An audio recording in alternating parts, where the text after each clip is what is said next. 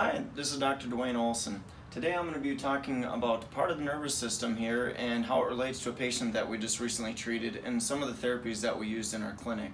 So first of all, we broke the brain into right and left hemispheres right through here. And what some people may or may not know is that the right brain actually controls the left side of the body. And that right brain is broken down into motor regions and sensory regions. And say if we want to make a movement, that front right brain will go and cross over to coordination centers in the brain and then shoot down to that left side of the body and make our movements look nice, smooth, and coordinated. And when things like that don't work, that's where you start to get certain symptoms. And so I'll go through a couple of symptoms that a patient came in with recently here. So our patient had dizziness, car sickness as a passenger, they were unable to walk, they had nausea, and they would get to the point where they'd vomit. And they also had chronic neck pain. And she actually came in, her primary complaint was chronic neck pain, and going through the history in the exam, we actually found that she was very unstable on the ground, and she says, oh, my balance has always been bad. So as we further went through it, we found that several of these areas weren't working very well. So with the dizziness, she's been struggling with it for about 5 years, and it's kind of her normal, and it's actually given her some anxiety to a point because she's worried about going into places and getting dizzy and then getting nausea and vomiting. So first of all, we evaluated the neck. We always checked the spine, and we just looked at stability of the muscles, and we also looked at x-rays to see if there's any structural issues with her. She didn't have a whole lot of structural issues, but as we started to go and challenge that the primary motor regions in through here and some of her coordination centers, we started to see some breakdowns in movements, some patterns where there was just a little dysmetria or dyskinesia where she wasn't moving properly, and we saw it mostly on that left side. So then we started to test that right brain a little bit more because that right brain controls that left side of the body.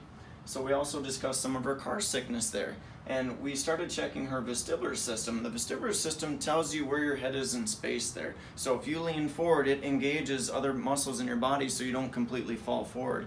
When that doesn't work very well, say as a passenger in a car, when the car starts to turn or slow down or stop, it activates that vestibular system. And somebody who has a weak vestibular system, especially on one side, they'll get some symptoms from that. And sometimes the symptoms can be dizziness or nausea. Some people can even get headaches. And once they get out of the vehicle, they feel much better because they're on stable ground. And this is why she actually could do very well driving the car, because she knew exactly when the car was going to turn.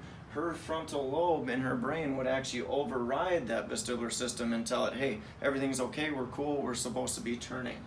So another thing she was not able to do, she was unable to run. And it wasn't because she was out of shape, it was more because she would get dizzy and she would get nauseous. And the way she explained it was that she felt like the earth was kind of moving while she was running. Well, the way our eyes are supposed to work when we run, when our body goes up, our eyes should go down. And we go in that opposite direction there, so the picture that we're looking at stays stable. Well, with her, when she would go up or down, her eyes would kind of go with her body, and that would make the whole world feel like it was going up and down, and so where she would just have to stop.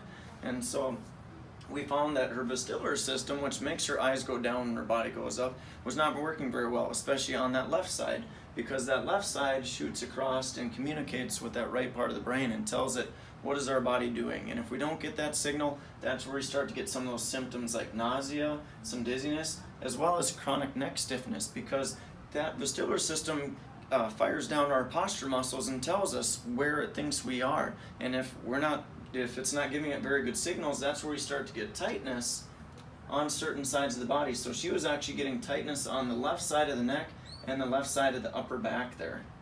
So a couple of the therapies that we did in our clinic,